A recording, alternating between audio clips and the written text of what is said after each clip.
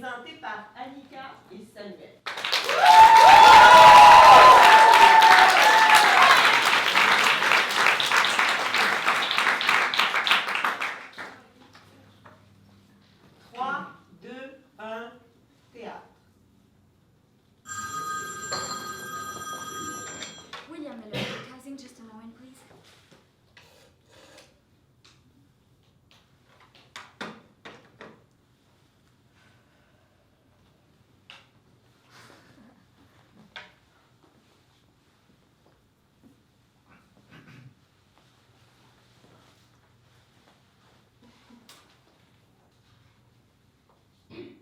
Comment ça va ce matin, mon chou? Un message pour moi? Non. Qu'est-ce qui s'est passé? T'es arrivé en retard ce matin? Oui. T'es mal rentré? Tes parents t'ont fait une scène? Non. Tu me caches quelque chose? J'ai l'impression que ça s'est mal passé. Écoute, Eddie, je te parlerai un peu plus tard. En ce moment, j'ai hésité trop embrouillé. Tu m'inquiètes. Je te laisserai seulement lorsque tu m'as tout dit. Je t'en supplie. Après ce qui s'est passé entre nous deux, j'ai pas l'intention de jouer à cache-cache. À moins que tu veuilles tout oublier. Pardon? Je pourrai jamais oublier. T'es fatigué, hein? T'aurais voulu dormir? Veux-tu que je te donne congé? Veux-tu retourner chez toi? Non! Dis-moi ce qui se passe alors. Tu te sens coupable d'être arrivé en retard? Mais non. Je serais venue au bureau à l'heure, seulement j'ai été malade, si tu veux tout savoir. Je tenais pas à ce que mes parents le sachent, fait que je suis restée enfermée dans ma chambre jusqu'à temps que ça aille mieux. C'est grave? Je sais pas, c'est la première fois. J'ai été très déçu quand je me suis réveillé ce matin. Ah oui? Je pensais te trouver près de moi. J'ai essayé de te réveiller quand je suis partie à 6 heures. C'est vrai? Tu m'as dit de te laisser dormir. Tu as refusé de t'occuper de moi. J'ai trop bu hier soir. Quand je bois trop, je dors comme une roche. Tu m'en veux beaucoup? Non. Seulement j'aurais aimé mieux savoir avant. C'était moins beau que tu te l'imaginais peut-être? J'étais pas prête, Eddie. Tu vas vieillir. Le temps va t'apprendre bien des choses. Tu vas découvrir que la réalité n'est jamais belle comme le rêve. Et c'est tout ce que tu trouves à dire. Qu'est-ce que tu veux, mon chou? C'est pas de ma faute si t'étais pas au courant. Pourquoi, Eddie? Pourquoi avoir fait ça? Je te rappelle que t'es venu chez moi toi-même. J'étais sans défense. Si j'avais besoin de te parler, je devais comprendre quelque chose à la vie. Au lieu de m'aider, tu m'as fait bourre avec toi. Tu m'as emmené dans ta chambre. Tu veux que je sois seul responsable de ces produits? Non. Je veux simplement savoir si au moins tu m'aimais. Bien sûr que je t'aimais. Je te le répète encore, je t'aime beaucoup. Mais je veux pas savoir si tu m'aimes beaucoup, je veux savoir si tu m'aimes simplement. Écoute, Florence, là. T'es une petite fille compliquée, toi. Je pensais savoir une femme quand t'es rentrée chez moi. Je m'aperçois que je me suis trompée. J'aurais dû prendre garde et de mettre à la porte. Aujourd'hui, je sens que tu vas m'attirer des ennuis. Mais mon intention n'est pas de t'attirer des ennuis. Mon intention est de savoir ce qui va m'arriver maintenant. Je sais pas, moi. La vie va continuer comme avant. Si ça plaît, on va se revoir, j'ai aucune objection. Mais comme des copains qui sont au courant de ce que l'un peut apporter à l'autre. Je comprends. C'est pas ce que tu croyais? Pas tout à fait, non.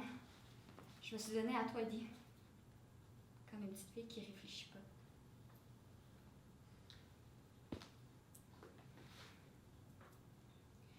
Oui, je sais que t'aurais aimé ça me voir un peu plus heureuse ce matin. Mais tu vas me trouver folle, Eddie, je le sais. C'est que je me suis toujours dit que l'homme à qui je me donnerais pour la première fois serait mon mari ou celui qui le deviendrait. Ce qui veut dire que, selon ta logique, je devrais t'épouser. Non, je sais que tu le feras jamais, mais je pouvais pas m'empêcher de penser autrement. Je veux dire, toute ma vie me pousse à penser comme ça. C'est ce que tu devras corriger, Florence. Mais hier, tu me dis que tu m'aimais parce que j'étais entière. Si je suis entière, je peux pas penser autrement. Ce qu'on a fait hier, c'est une chose qui avait un sens entier pour moi.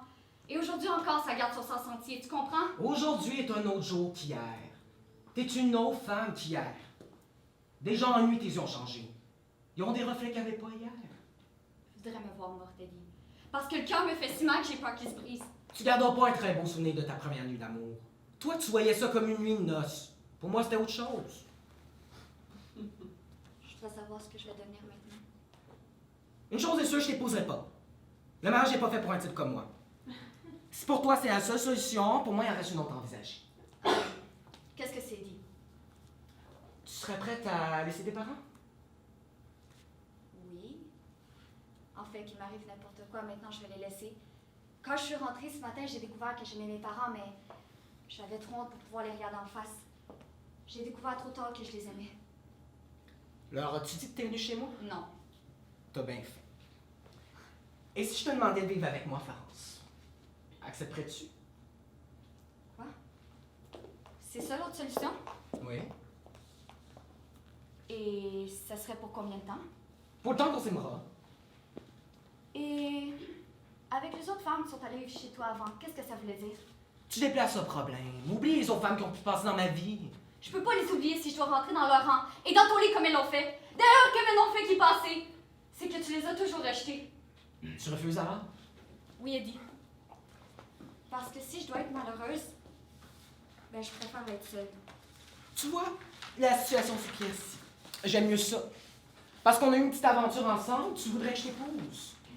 Maintenant que je t'offre la grande aventure, tu refuses d'accepter. Hier après-midi, c'est d'une petite aventure dont il s'agissait. T'aurais dû soupçonner que je parlais pas tant. Mais je t'ai dit que j'étais naïve! Toutes les femmes disent qu'elles sont naïves. C'est une façon qu'elles ont pas faire face à leur propre responsabilité. C'est un jeu.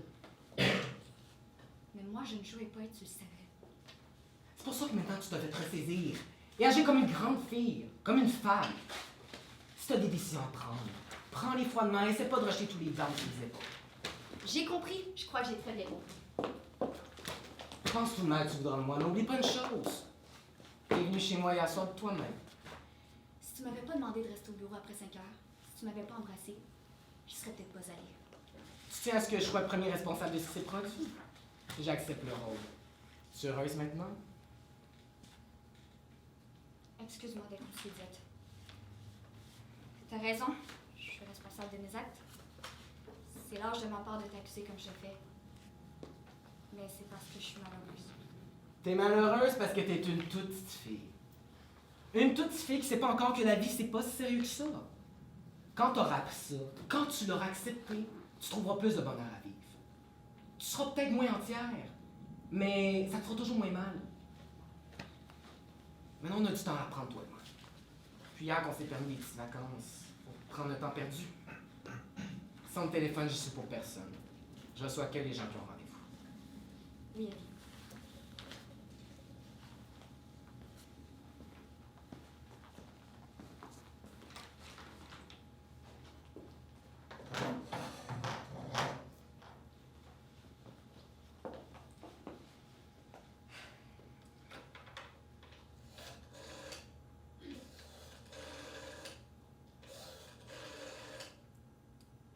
Allô?